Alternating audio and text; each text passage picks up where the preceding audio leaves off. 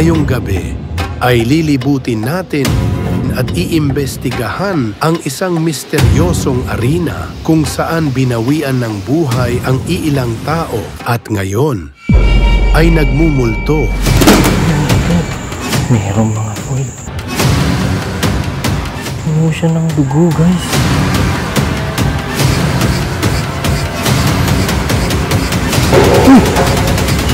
Kung oo, pwede mong Ang dalawa! Andito na ngayon tayo sa spot kung saan matatagpuan ang isang abandonadong sabungan kung saan binawian ng buhay ang iilang sabungero. Kaya tara, samahan nyo kung ikutin to. Madilim na nang marating ko ang lokasyon, kaya nagsimula agad ako maglibot habang hindi pa lumalalim ang gabi. Dito tayo nga sa entrance. Tatagpuan lang to, ito sa gilid ng daan. So doon tayo nakapark. Pero dito, yung entrance niya, sira-sira na. May nakaharang na. Nilagyan na ng harang ang daanan papasok, kaya nag-ikot pa ako. Baka sakaling may ibang pwedeng madaanan. OMG. Noon kasi ito pa yung isang delikado kasi baka pinamahayan na ng ahas. Medyo nakakatakot dahil ang tataas na ng mga damo at hindi malabong pinamahayan na ng ahas to. Dito, merong nakaharang din yero. Dito sa bandang kanan may harang na rin ang mga bintana. So check natin dito sa kabila kung meron tayong mahanap na daan. Tara. Yun! Dito guys. Pinuntahan ko agad para silipin kung may tao sa loob. Kaso ito, siguro ito ginawa talaga tong daanan. Kasi ito may bato eh. Diyan wala oh. Dito ako kinabahan dahil hindi ako sigurado kung may ibang taong pumapasok dito. At maya-maya lang, bigla ako may narinig na tunog galing sa loob. What the heck? What the heck?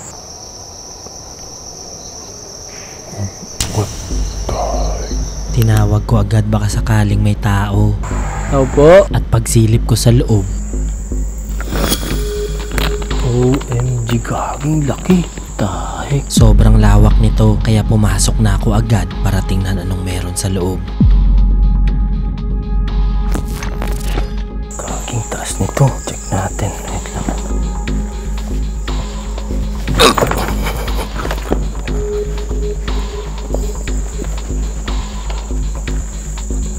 Po. Ang taas nito. OMG. Gagi, sobrang lawak dito guys. Meron pa dito mga daanan. Merong isa doon. Tapos meron din isa dito. So, check muna natin to. Tingnan natin kung anong meron dito. Tara. Dito sa gitna matatagpuan ng mga hagdan paakyat sa mga palapag kung saan nanonood ang mga sabungero. Para siyang daanan parang pyramid. So ito yung entrance kanina. Tapos dito, merong hagdan. Ang kabilaan to guys. Tapos ito sa gitna, para siyang stadium. Stadium ng mga manok. Nagkalat din ang mga basura pati ang mga bote ng inumin sa lapag. At habang naglilibot, bigla akong may napansin dito. Meron pang mga Joy. Tapos ito, merong mga Colgate. Pero bakit may mga dito? Mga mantika. Siguro may tumira na dito. Paakyat na sana ako nang bigla ko may narinig na tunog. Ito, sa gitna. What the heck? Ito po. Check natin to. Hinayaan ko lang to at nagpatuloy lang sa paglilibot at pag-akyat ko sa taas. Ito ang tumambad sa akin. OMG. Isang napakalawak na arena na unti-unti nang nabubulok ng panahon. Sobrang lawak dito guys. Gaging ganda. Lilipat na dapat ako sa kabila ng biglang mangyari to. Dito siguro naglalaban yung manok. Sobrang lawak nito. Tas dito. Uy! Pudyang ka lang. May nalaglag na parte ng yero. Kaya sinubukan kong tawagin. Baka may tao. Tao po?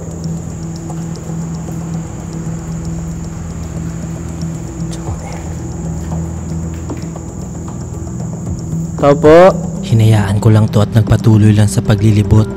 Pero maya-maya lang. Bilisan na natin. Katakot.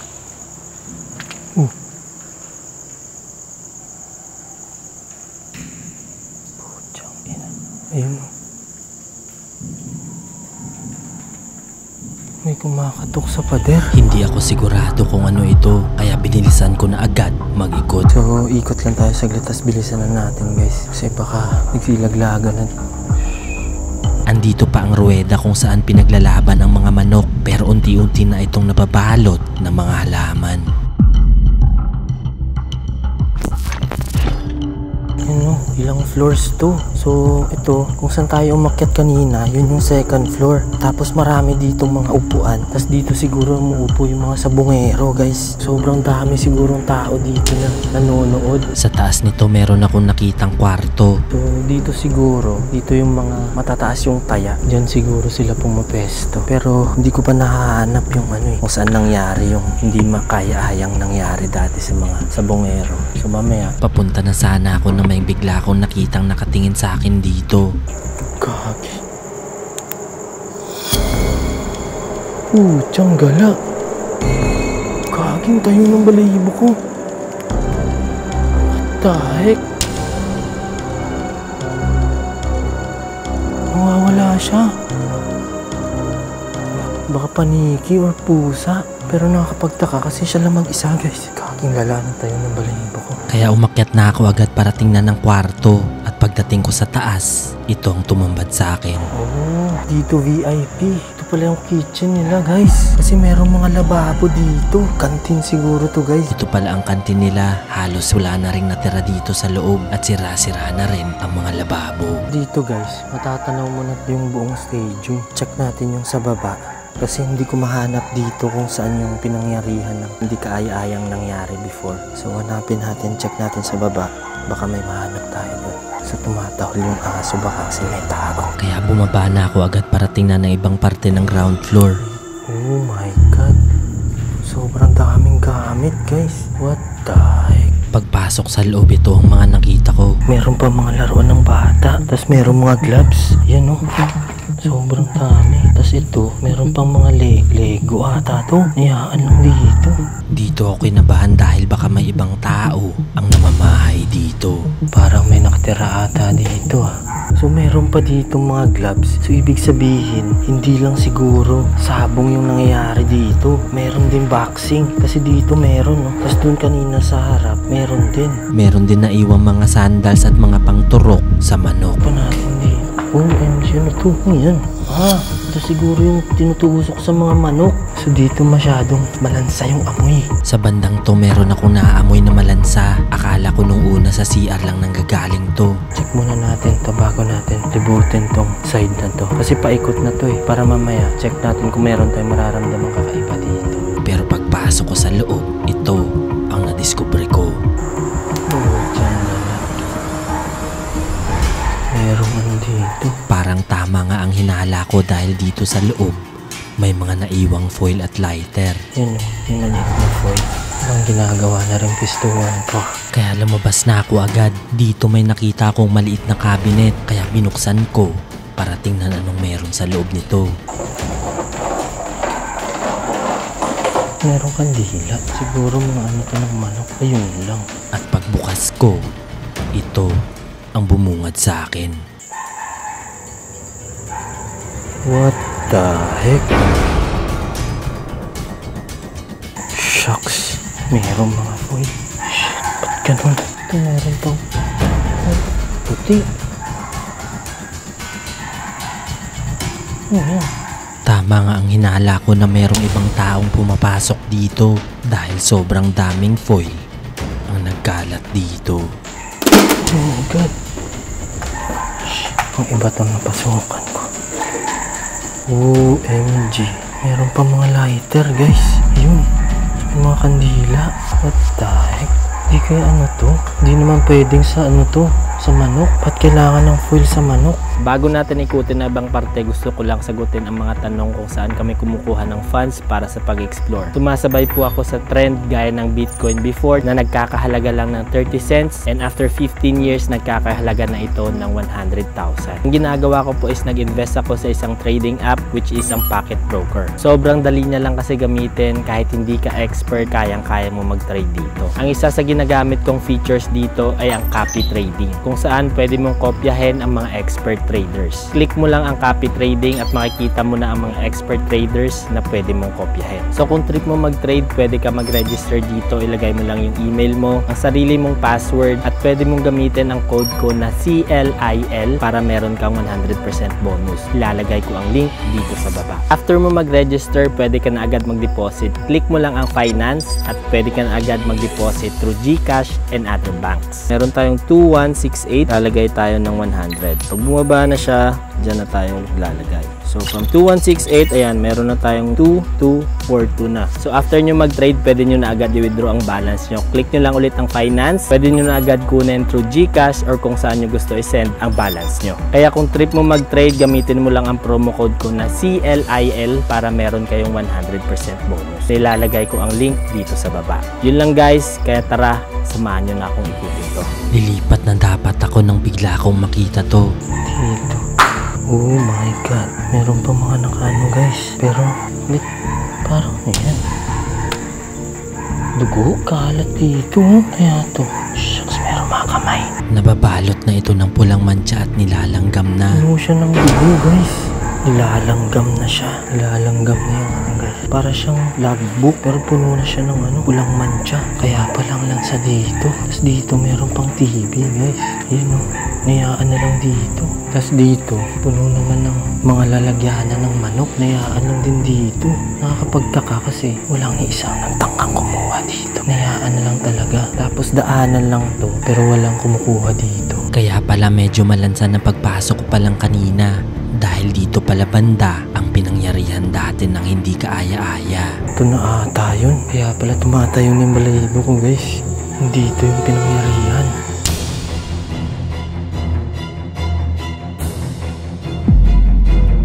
Nagkalat ang mga pulang mantsa dito, kaya sinubukan ko mag-imbestiga kung may masasagap akong kakaiba. Guys sobrang daming dito. For sure merong imprint dito. So check natin muna sa EMF kung meron siyang masasagap. If ever meron, try natin mag-investigate dito. For sure merong imprint dito kasi merong masamang nangyari. Oh my god. Paglabas ko pa lang ng EMF, ito agad ang nangyari. Meron ba akong kasama dito? Oh, gagi. Hindi ko sure kung nakuhanan pero yun Pumipitik ito pero hindi gaano kalakas, kaya sinubukan ko kung kaya nyo itong patunugin. Meron akong kasama dito, pwede mo ba pabutin sa...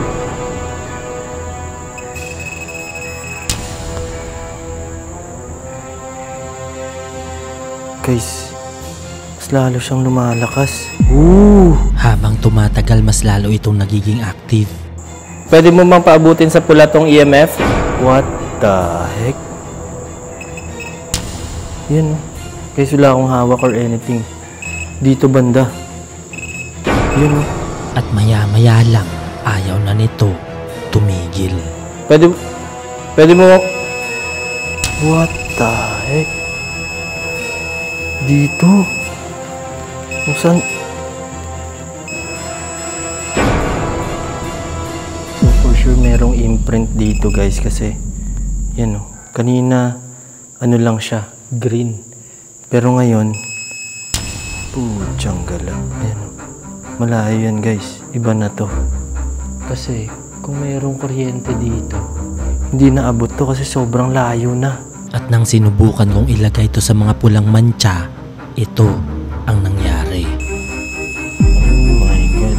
Hindi na umaalis sa pula ang meter niya. Kaya sinubukan ko ang timing method kung magtutugma pa rin ang mga sagot. Try natin mag-investigate guys. Pwede ba kitang kausapin gamit ang gadgets na dala ko? Oh my god. Para makumpirma, sinubukan ko ulit kung timing pa rin ang sagot niya. Pwede ba bang patunugin? Gusto ko lang makumpirma. Pwede ba kitang kausapin gamit ang gadgets na dala ko? Kung oo, patunugin mo yung EMF. Tiyang gala. Kaya sinimulan ko na agad ang investigation. So, try natin mag-investigate guys. Check natin kung may masasagap tayo dito. So meron tayo ditong REM pad tsaka music box. Tapos meron tayong spirit box. So try natin kung may masasagap tayong frequency dito or may makukuha tayong sagot sa mga tanong na itatanong natin sa kanya. Kaya sinet up ko na agad ang mga gamit at nagsimula na magtanong. Pero hindi pa ako tapos magsalita, bigla na agad itong tumunog. So kung meron akong kasama dito. Oh my god. Tumunog yung music box, guys. Pwede ko bang malaman kung espiritu o elemento yung kasama ko dito? What the heck? Sinubukan kong kumpirmahin baka nasaktuhan lang na tumunog ito. Gusto ko lang kumpirmahin, kayo po ba yung nagpatunog ng spirit box? Kayo po ba nagpatunog ng REM pad at yung music box? What the heck? Kumpirmado na meron na detect na kakaiba ang mga gadgets na to, kaya nagpatuloy lang ako sa pagtatanong. Pwede ko bang malaman kung espiritu kayo o elemento? Kung elemento, patunogin nyo yung REM pad. Kung espiritu, yung spirit box.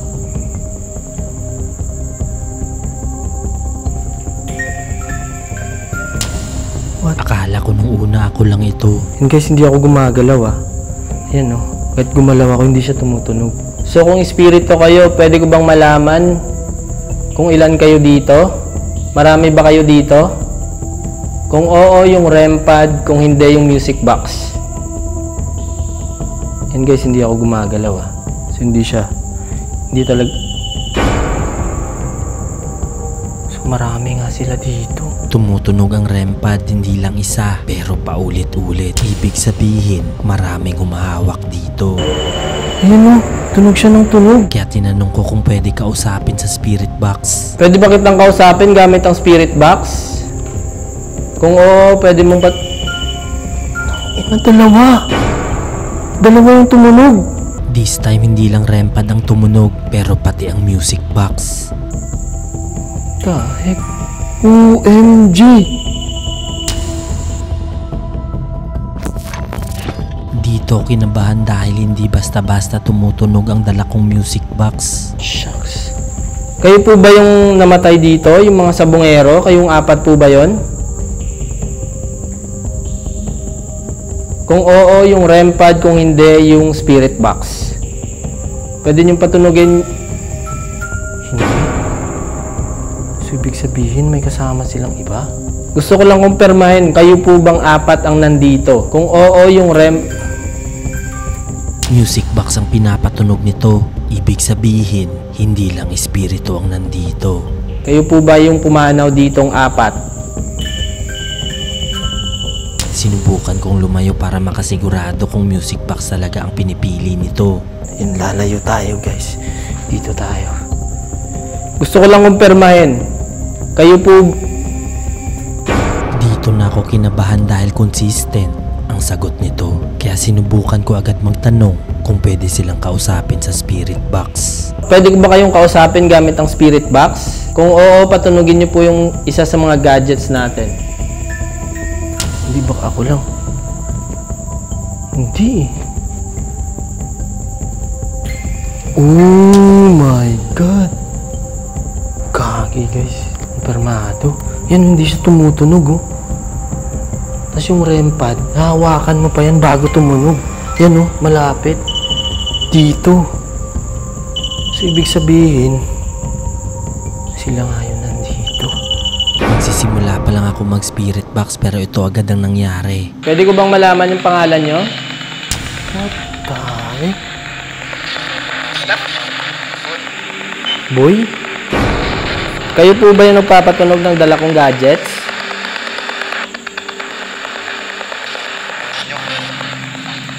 What the heck? Parang nagmumura. Hindi kaaya-aya ang mga sagot nito pero hindi nito pinapatigil patunugin ang REM Wala pad. ko permahin. Ikaw ba nagpapatunog? Kayo ba nagpapatunog ng dala kong gadgets?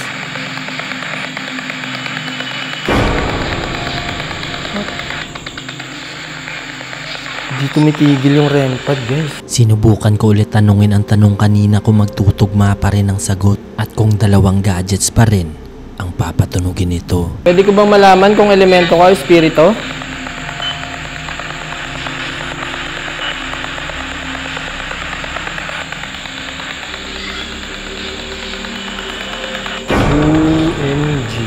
Kumpirmado talaga, kaya sinubukan kong itanong ang mga tinuro ni Sir Ed. So meron tayo dito guys, guide. Binigay to ni Sir Ed. Yun yung magkukumpirma kung tama yung makukuha nating sagot dito. Tsaka para malaman natin kung sila pa yung mga espiritu na nandito. Magtatanong na sana ako nang biglang may nangyari sa spirit box. Pwede ko bang malaman paano kayo namatay dito?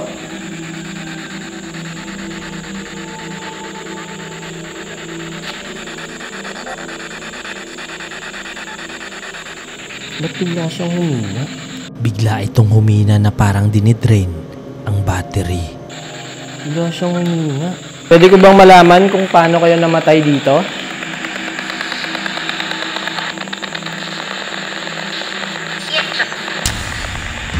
Sinaksak? Kaya mo bang sabihin kung may kasama ako dito o wala?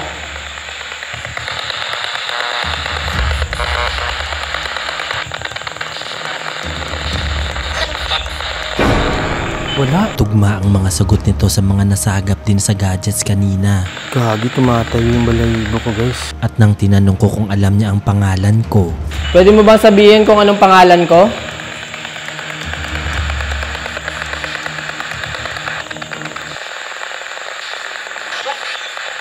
Huh?